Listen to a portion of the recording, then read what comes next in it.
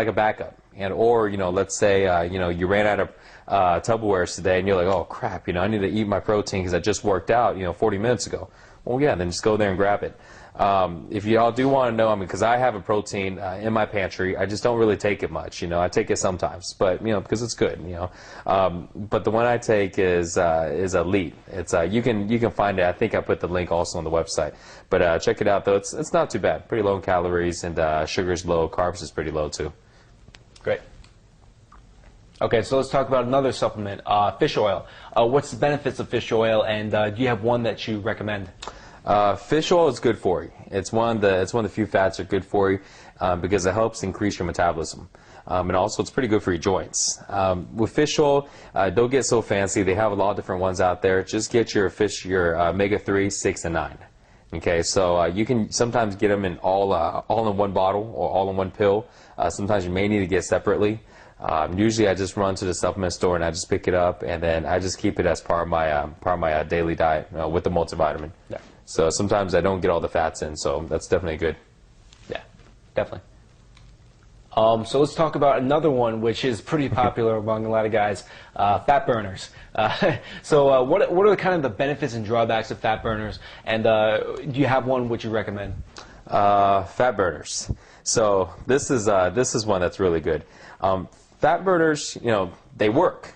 That's the thing. You take it, you feel it. So automatically, it's not like a multivitamin, so where it's kind of like in your mind, you're going, I'm taking this multivitamin, I don't really feel the difference, but it's doing something in your body. Well, fat burners are totally different. You take it, and within, an hour, you're running around, you're going jittery. And well, here's the thing, though. See, fat burners create this illusion, that your metabolism is higher. Because remember, your main deal is if you can increase the burning versus the eating. Burning's higher, then you lose weight. So what fat burners do is they create this illusion that your burning is higher. So without having to build extra muscle, without doing all that, they create this illusion. So a lot of times when you take fat burners, you may feel like your body's heating up more and your heart rate's going. So, you start dropping a little bit of weight. So number one, it's water weight. And a lot of times you'll find out that the first 5 to 6 pounds that you lose is all water weight. You haven't lost an ounce of fat at all. But people will think, oh, that's working, because I'm losing weight. So number one, it's water weight. It's going to dehydrate you. Your mouth is going to get all dry. You're going to constantly be using the restroom. But then, you're going to lie to yourself because when you look in the mirror, you look a little leaner because all your water's gone. Remember how much your body is water, okay? So that's one thing. But number two is if you did decide to take it so long to where it did actually start burning a little bit of body fat because it increased your body temperature and your heart rate. So you have this, increase in burning because of the fat burner. Well, guess what? When you stop taking it, the burn goes away, right? And here's another thing. When you're burning that much, what do you do with your eating? Well, you're like, man, I'm eating whatever I want and it seems to be working, so you increase the eating. So, so then afterwards, when you stop taking the fat burner, what happens to your burning? It goes back down. What happens to your eating? It stays the same. Why? Because people are used to eating a certain amount of food, certain type of food, and before you know it, you don't just gain the weight back from before, you gain extra because you're eating extra now. It totally screws you up, and before you know so fat burners, the only time I recommend fat burners, guys, is when you're trying to get down to the single digit. I mean, when you're getting down to 9%, 8%, 7%. And again, you won't be able to stay there for very long because it's really, really tough. But if you need to get down to the single digit for maybe some type of bodybuilding show or some type of sport to where you need to make a weight class, then you know what? Do it. But when it comes to the long run, it's going to screw with your metabolism more than you want because also, there's a lot of caffeine, there's a lot of stimulants in there, okay? So that's the only time I recommend it. Besides that, just stay away from it. Because you don't want to look for that, a short temporary result, and then you come back and gain all this weight back, and gain all this belly fat. It's not worth it.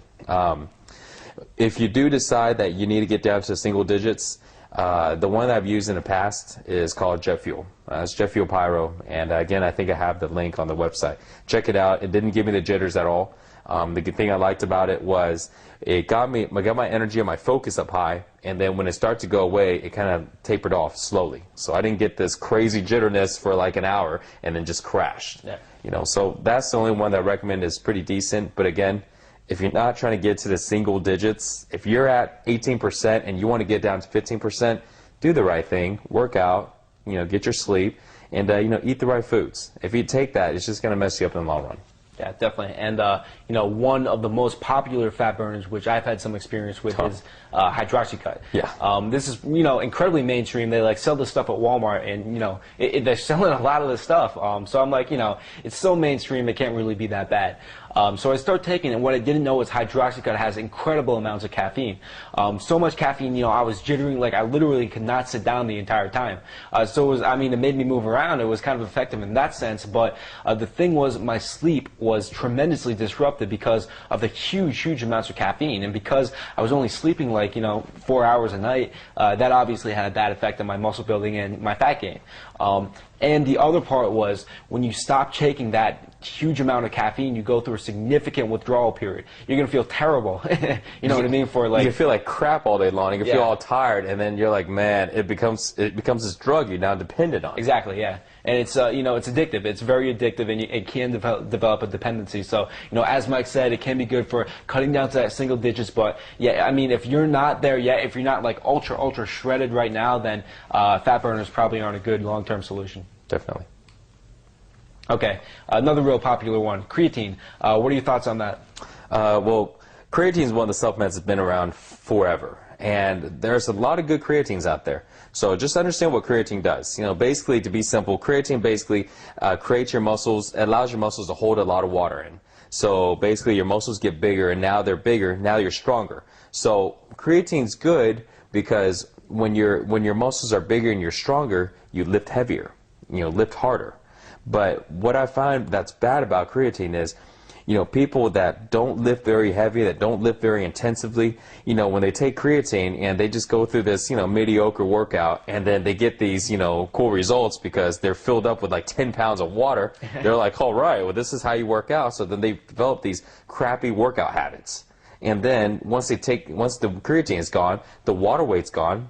So, they still have these, these bad habits of working out, but now they don't have the same strength. Their strength significantly decreased, and their weight decreased, your muscle decreased, everything decreased because, it was the creatine the whole time, and it wasn't, them actually working out. So if you do decide to take creatine, you need to lift harder than you were before. You need to lift more consistent. You need to do everything more. So this way you can really take advantage of it. Because at the end of the day, it's not the results you're on creatine. That's not the case. It's the results, it's the muscle that you keep when you're off of it. That's what's important, and that's what counts. So, that's what I have to say on creatine. But it's not a dangerous drug. It's not like steroids or something. It's good to take. Just got to make sure that that you're lifting more and you're doing more work to really get the benefits. Yeah. And I know a lot of guys, unfortunately, who take a lot of creatine, way more than the recommended dose, and then don't work out at all. Right. And these guys are just basically getting water and kind of throwing their money away. Yeah. So don't do that. Yeah. Okay. So we talked about a lot of supplements, so what not to take, some things that are good to take. Can you just kind of review this and review the supplements which you recommend? Multivitamin, definitely take that. Fish oils. Definitely take that, and definitely go ahead and get a protein. And even if you don't take it on a regular basis, I'm not saying to do that, but have it available. So multivitamin, fish oil, and have some protein powder. Now the other two would just basically be creatine and fat burners. That's optional. You don't have to take those. It's not needed. If you do decide to take it, remember the tips. Okay, with the fat burners, only if you need to get super ripped and you're at a low body fat already. Okay, I would say if you're not at about 12% right now, which means you can see abs, if you're not there yet, don't take a fat burner. And on creatine, make sure you do the extra work. Make it count, because it all matters. The only thing that matters is when you're off of them, and that really goes the same thing for fat burners too. If you're doing the wrong things, you're taking fat burner, you're getting this, this false truth of what you're doing. Yeah, but if you're doing everything perfect, and then you take that fat burner, then you'll have awesome results, and most of that you can keep, afterwards. Yeah, definitely. Okay, so what are a few good action steps that guys can take to, start supplementing the right way and avoid supplementing the wrong way? Well, when you want to get the supplements, you can check out the links below, and we have them posted this way. You don't have to go search everywhere. But also, just go ahead and get the supplements that are definitely required. Multivitamin, the fish oil, and the protein. And then the other two, kind of up to you. And just go and get them now. This way you have them available, and that'll pretty much help complete your nutrition. Great. So I think those are some great tips. Really shed some light on supplements, what works and what doesn't work. So I hope you put this advice into practice, and we'll see you in the next video.